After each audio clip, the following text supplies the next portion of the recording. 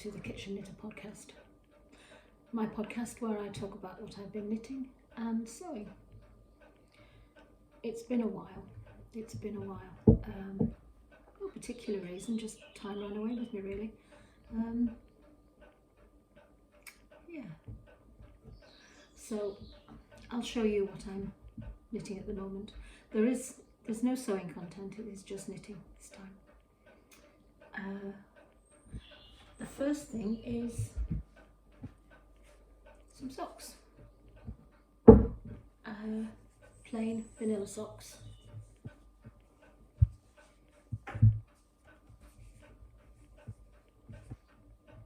Just plain vanilla in a Bird Street yarn called, I haven't got the ball band anymore, either Constance Grey or Countess Grey. Just heel fluffing. That's it. Dead plain. And I think that's called, is that called a rounded toe? So these are going to my son-in-law. And he's promised me that he won't put them in the tumble dryer like the last pair I did. Anyway, one finished item. Another nearly finished item is something I'm knitting for my little grandson, and it'd be probably easier to show you the picture because you knit it in pieces and then sew it up. So I am knitting that jumper there called Arthur, and I'm doing it stripy, but I'm doing it with two different colours. That's what's left of the yarn. It's a sort of gold colour. It's actually called, I think that one's called Dandelion, and this is Rosemary.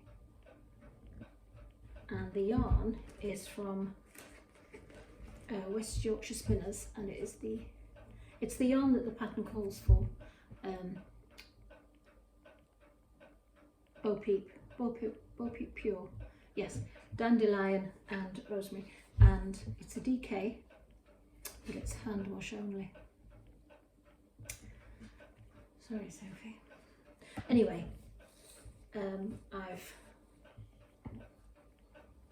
see, it's much easier to show a garment that's been knitted top down, isn't it? That's the back. That's the back. So I'm in the process of seaming it up, and then you've got this little sort of a button band across the shoulder there. It's right fiddly to show there, and it sort of sits like that. And I had a couple of goes at doing those buttonholes, and they're still not very good, are they? But I suppose when there's a button on top of them, you won't see it. It's a bit messy. And stripes on the sleeves all the way down, so it's sort of like that. Seems a bit the wrong time of year to be knitting a jumper, but this is a bigger size, so I'm thinking it's probably going to fit in the autumn. Anyway, so that's the jumper for 10. I don't enjoy seaming up, but I shall sit down and get on with it. There's another sleeve in there, and the pattern is in a book called Bo Peep Pure. There's about, I can't remember how many patterns are in there, and it goes up to I think it's age 3 to 4.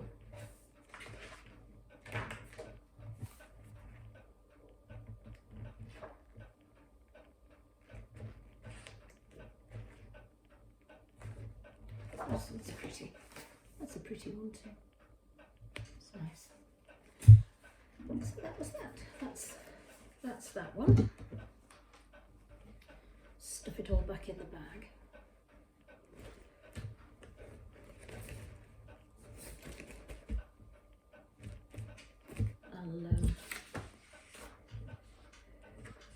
I'll force that pattern into what I've done.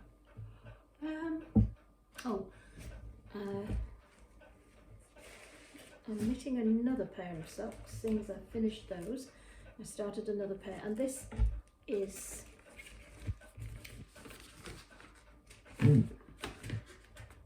pattern.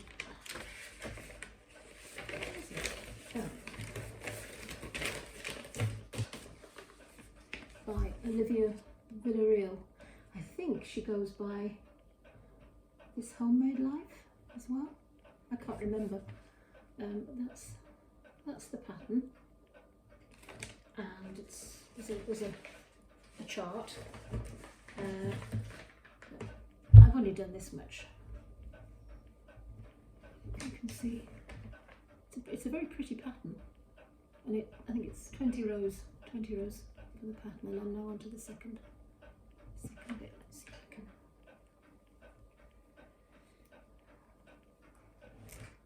That's a bit better, isn't it? Yeah. I knit my socks on 9-inch circulars, but I've since discovered some 9-inch circulars by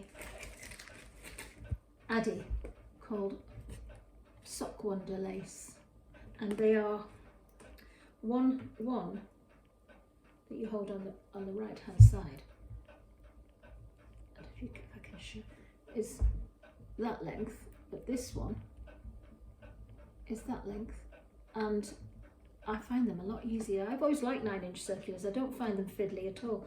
I find DPNs very fiddly, and I can't get my head around. I think I've said this before. I can't get my head around Magic Loop, but they are really. I still cast on DPNs. That's why I've got that little gap, which I sew up. But they're really good. I like them. So I might buy some more. These are 2.25. Yeah, I like those. And the wool I'm using, the yarn, is by Adventures. Is it Adventures in Yarn Crafts? Yes, Adventures in Yarn Craft. And it is called, the colourway is called Snowfall. And you can't really tell, but it is a sort of a bluey grey. It's very pretty. That's a bit better. That's going to be the thumbnail, isn't it? So yeah, it's quite a quick pattern. It's and I can read this pattern. I can look at it and know where I'm up to. There's a pair of socks languishing because I dropped a stitch and tried to sort it out, and I made such a mess of it. Like, and I couldn't read the pattern. So I'm going to have to take it right back and start again, I think, because I mean I think I showed it in a previous podcast. The wool was a Sherry Iris, beautiful meadow grass, I think it's called, and it's too nice to waste. So and the pattern is lovely. It's a twin set and pearl sock pattern. Lady Charlotte socks, I think they're called. So I need to put it right, but it's sort of languishing there at the moment. So that's a work in progress. Another work in progress is this cable cardigan. I think I showed this in my last podcast. And I'm knitting that from this book, Kim Hargreaves, The Winter Book, and it is called Nippy. The pattern is called Nippy. And that's it there. That's around here. Just one of those sort of wraparound cardigans you just can pull on. So I've done the back.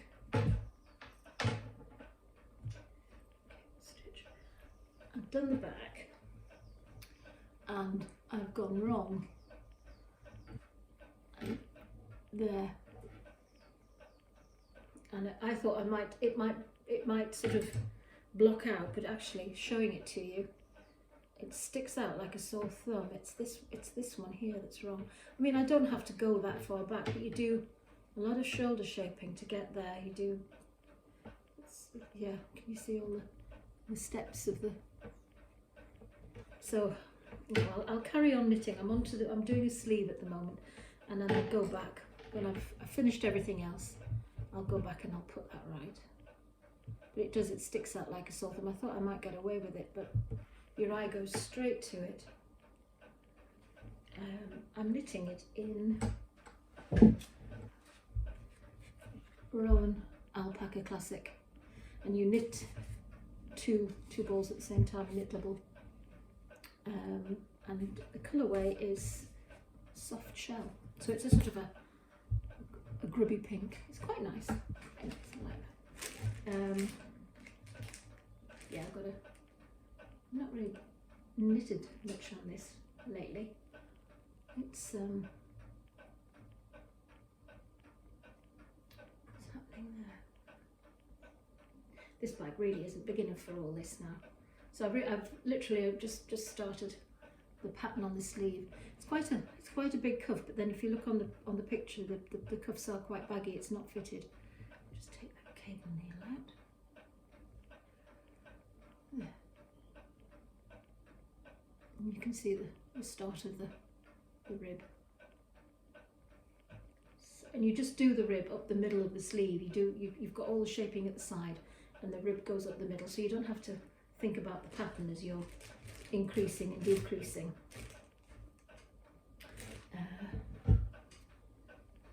So I could probably just work through that through the summer, ready for the autumn. I think it would be a nice jumper for the autumn.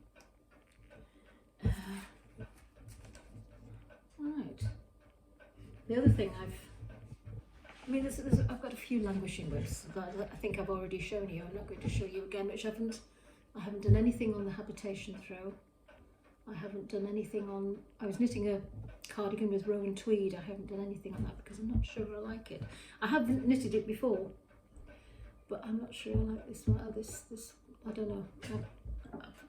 I have fallen out of love with a couple of things I've been knitting, and they're just languishing there.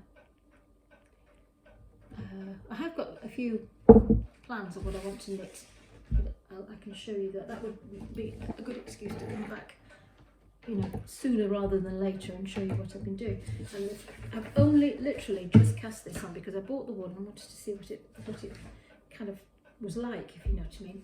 And this is everybody knows this one. This is the Felix cardigan by Savoury Knitting. Amy Christophers.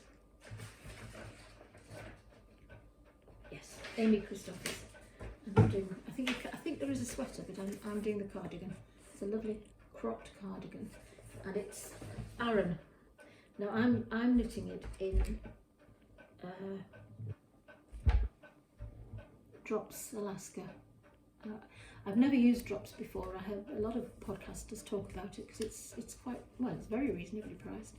But there was a bit of a sale on Drops Alaska. I think but with Wool Warehouse it was $125 a ball, which from $180, that's very reasonable. And so I needed 10, so I bought 10, and this is it's 100% wool, and this colourway is sage green. It's looking a bit grey, but that's a bit better. It's sage green, and I've stopped in the middle of a row. That's not good, is it?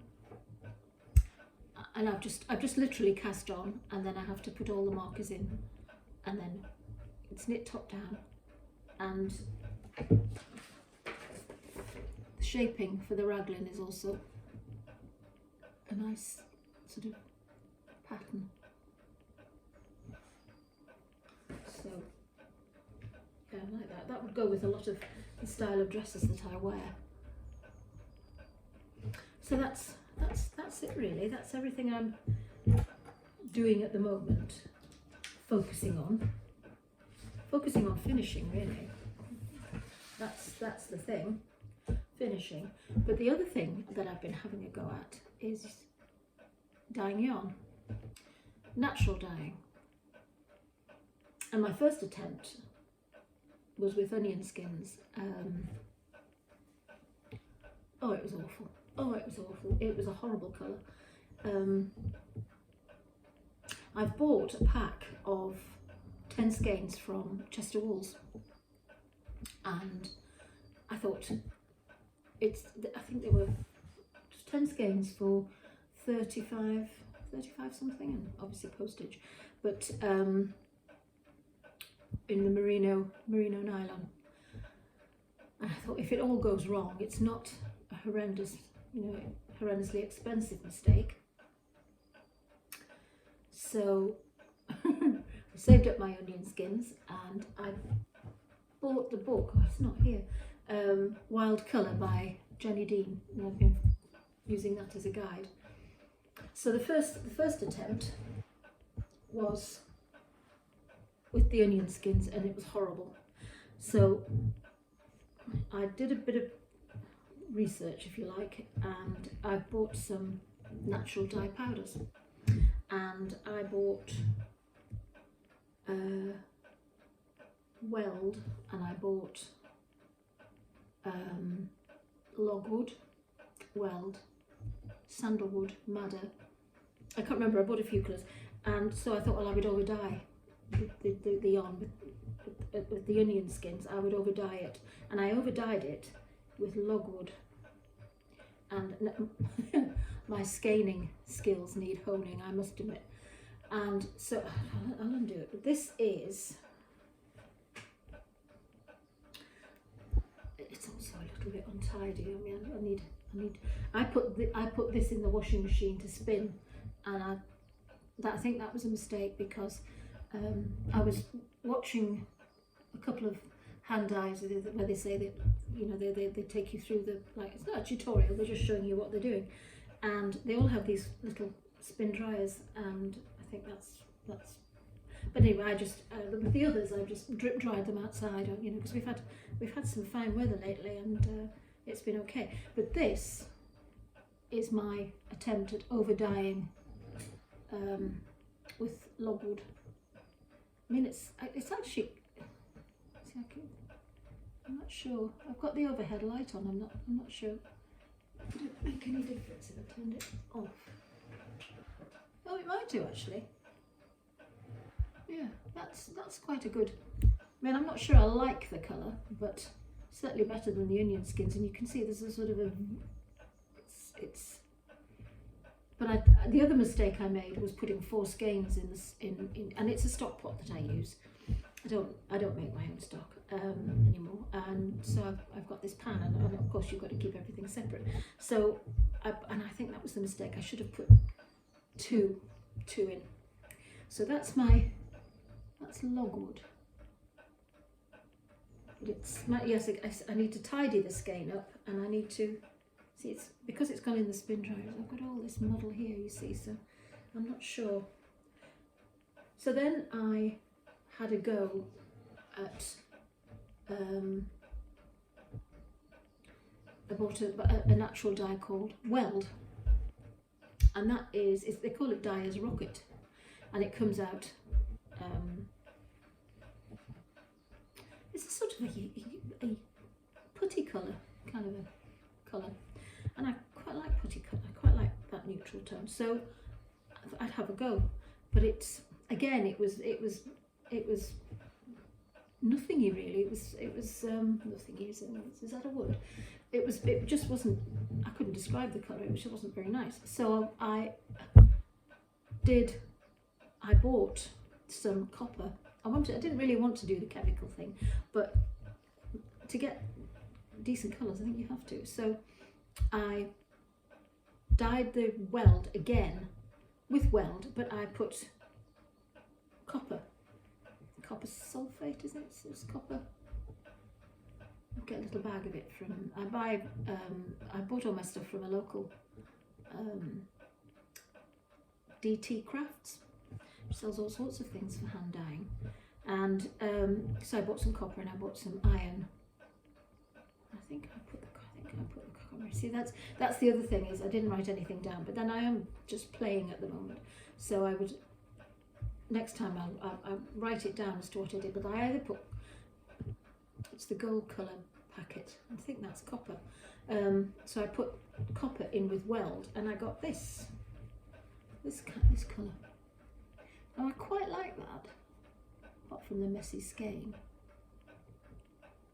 And I quite like that.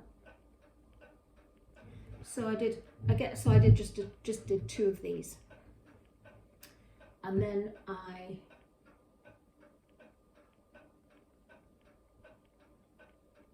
did I do this with weld? Oh, I can't remember now. I should write these things down, but like I say, I'm only playing. So I've got that one, and I've got 2 of these skeins, and then what did I do this one with? And then there's one, did another 2 skeins, and I got, again I put copper in, but I can't.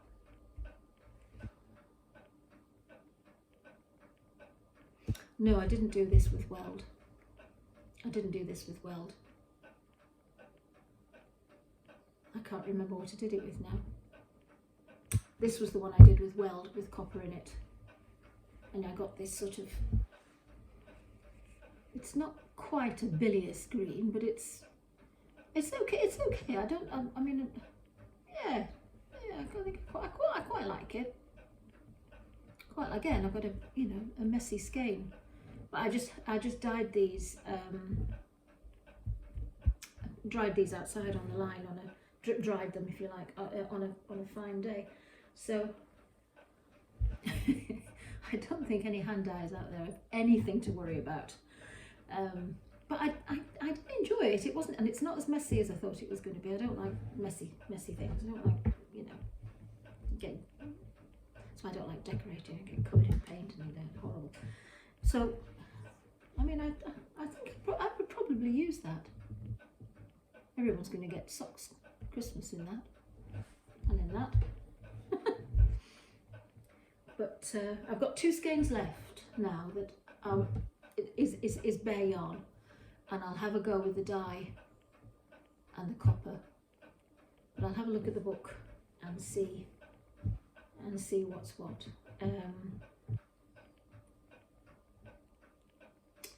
Yeah, yeah. It definitely needs more practice, definitely. But it's I did enjoy it. Yeah, did enjoy it. Well, that's it really. I say there was no sewing, although Merchant and Mills have got some new fabrics in stock, and there's a nice green one called Dora, I think. I might treat myself to that, but not just yet, because I haven't got a couple of weekends to do any sewing yet. I've finished, I think in my last podcast I showed you a quilt, the blocks of a quilt I was making for Ted, and I'd sewn the tractors upside down. Everything else was, all the other fabric was one directional except the tractors, and I put them in upside down. So I rectified that and I took it to him for Christmas. I'll put some, if I can, I say this as if I know what I'm doing. I put some footage in of I took some film of the settee, and I had a quilt that I found, I'd forgotten about and found, and so I finished that quilt, and I've put it on the settee in the conservatory, on my shabby old settee, and it's quite nice, but I need a bigger one. And it's also a very seasonal one. It's a winter one, a Lewis and Irene print. So I've bought some fabric and I'm going to have a go at an Irish chain quilt.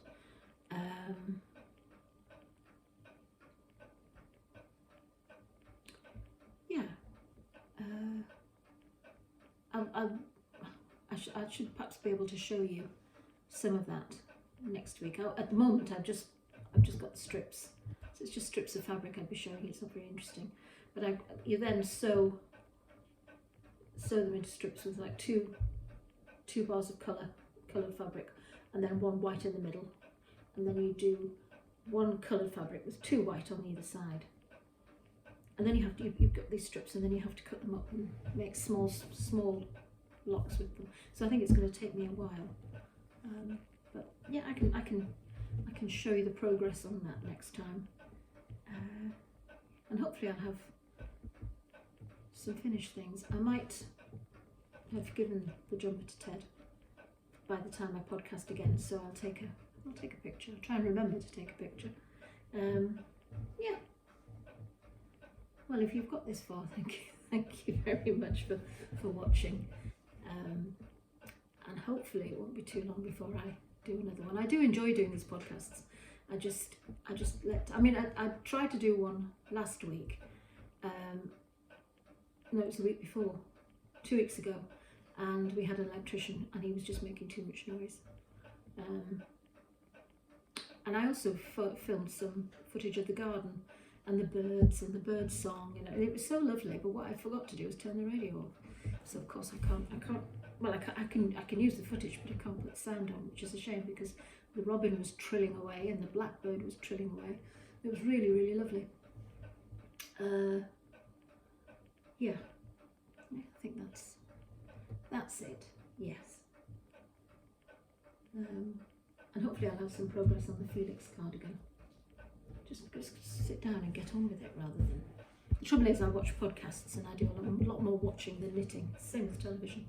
I'll watch it and stop knitting. So, yeah. Thank you for watching. Thank you for your patience, as they say. Thank you. Bye.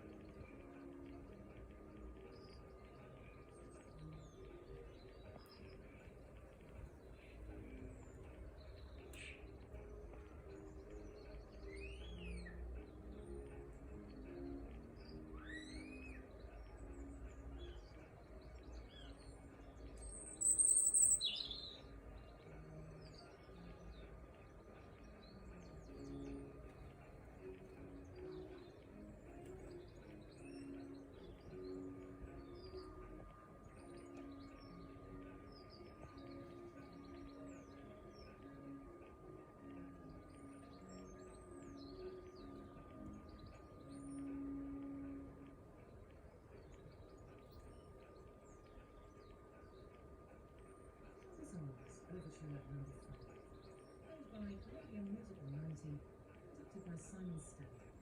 And that brings breakfast to a close. Thanks to Hannah and her breakfast ready. I'll pick in the violin, and if he ever plays it a dance, I'll take it back. That's what the young American composer and violinist Horace Cameron White's grandfather told his young grandson, who at the age of just 6 seems to have a very musical ear. Sure what grandpa would have made of this then. I'm going to open Central Classics now with Horace Cameron White's Melody.